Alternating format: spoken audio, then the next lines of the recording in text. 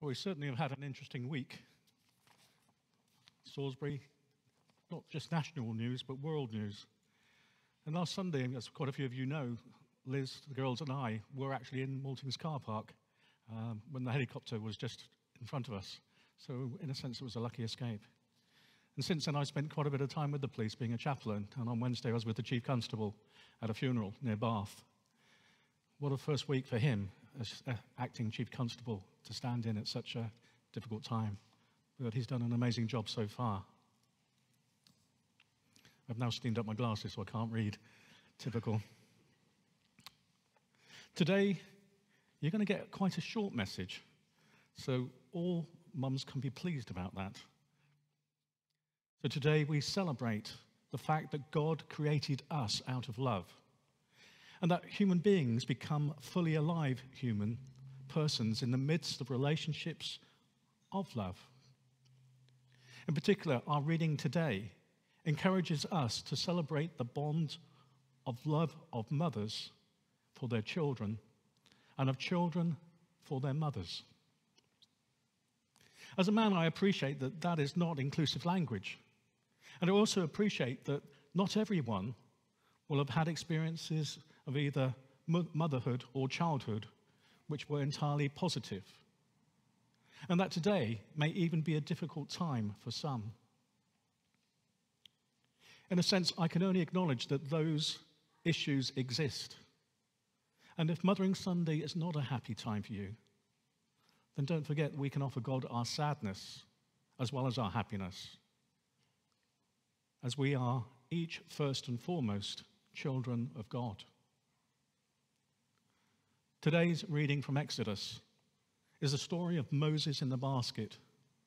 The story of Moses is a story with which most of us may have been familiar with since childhood.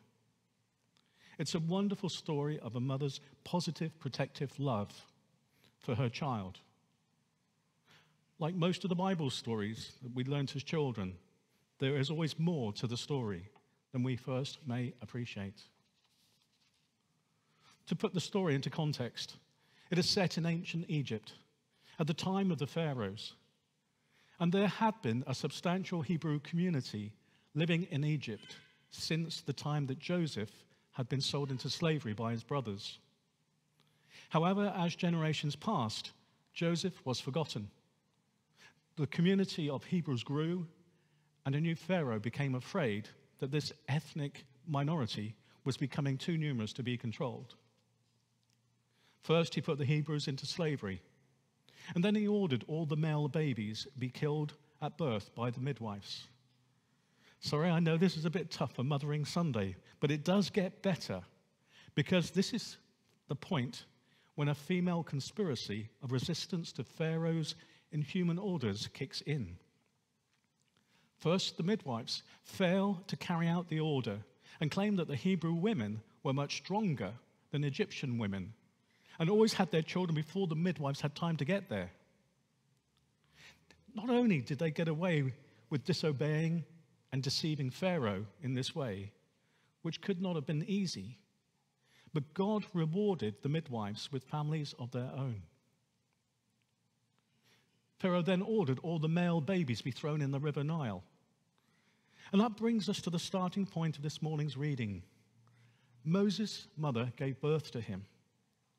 And rather than obeying Pharaoh's command, she hid him from authorities for 3 months. However, as we know and have heard this morning, babies have a tendency to get bigger and noisier, and so Moses became more difficult to hide. We aren't told precisely the conditions that these people were living in, but as slaves, there must have been guards watching over them in some fashion. Maybe houses or huts were being searched, and maybe there was even rewards of money offering in turn for any hidden boy child. We just don't know. But the conditions must have been tough, because eventually Moses' mother decides that she has no option other than to put Moses into the Nile. But as we know, she does not throw him into the Nile. Rather, she puts him into a waterproof basket, and she placed it strategically amongst the reeds. I don't know about you, But some of the children's books and films that I've seen depicting this story make it look as though Moses' basket floated down the river and was caught in the reeds and found only by chance. In fact, nothing could be further from the truth. And Moses' mother was such or much more careful and loving than that. She placed the basket where she knew it would be found, and she had her daughter watch over it to make sure that it was all right. How did she know it would be found?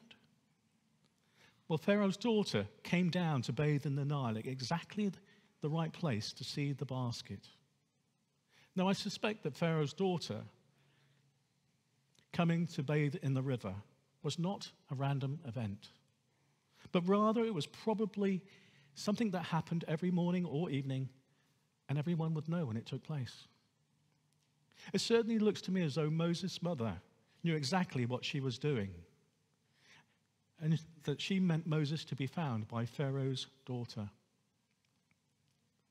Actually, putting it like that probably sounds like a high-risk strategy, entrusting your baby to the danger of the person who ordered all such children be killed. However, it seems that Moses' mother was a good judge of character. And this is where the next level of female resistance to Pharaoh kicks in.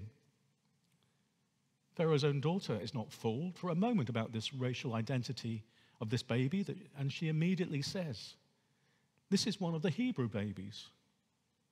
Now, she would have known her father's orders, and she could, of course, have thrown Moses into the river, but she didn't.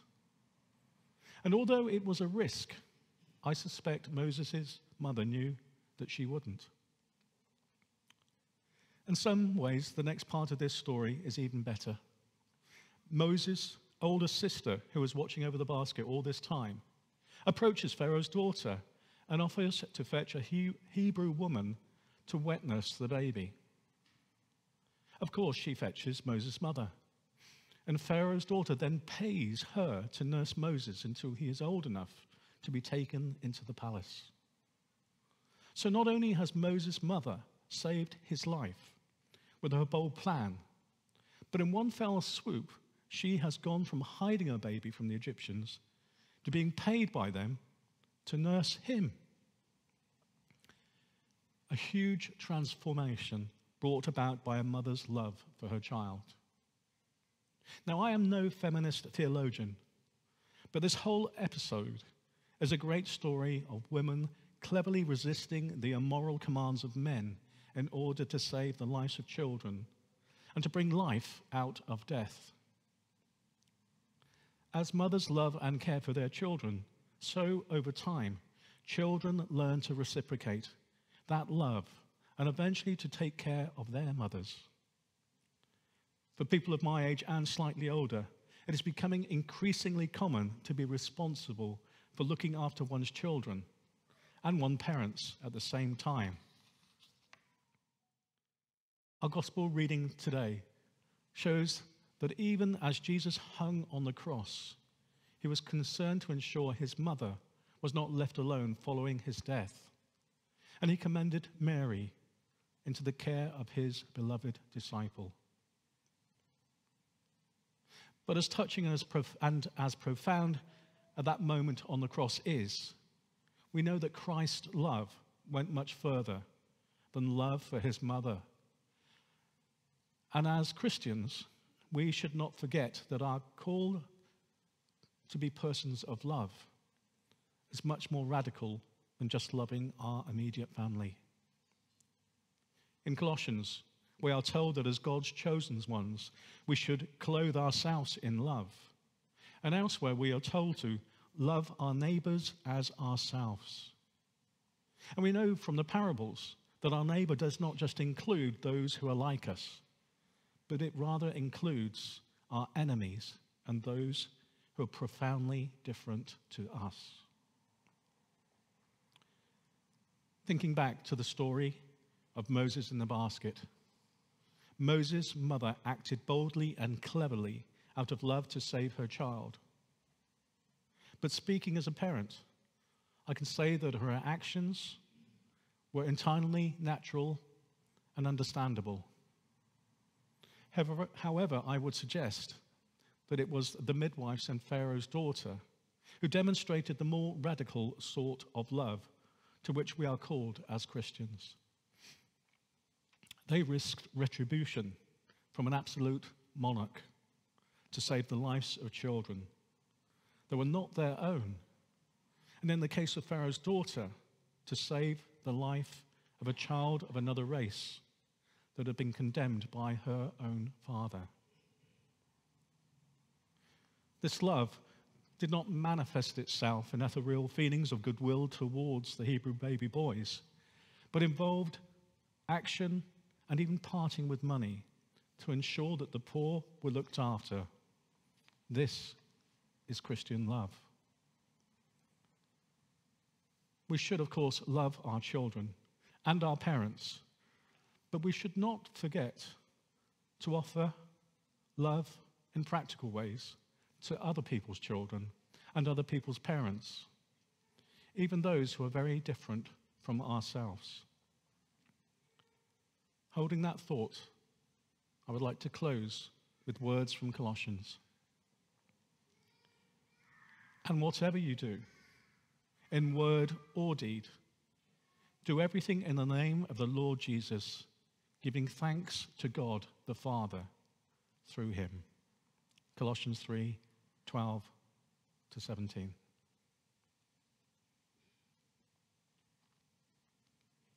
Thanks be to God for his word this morning.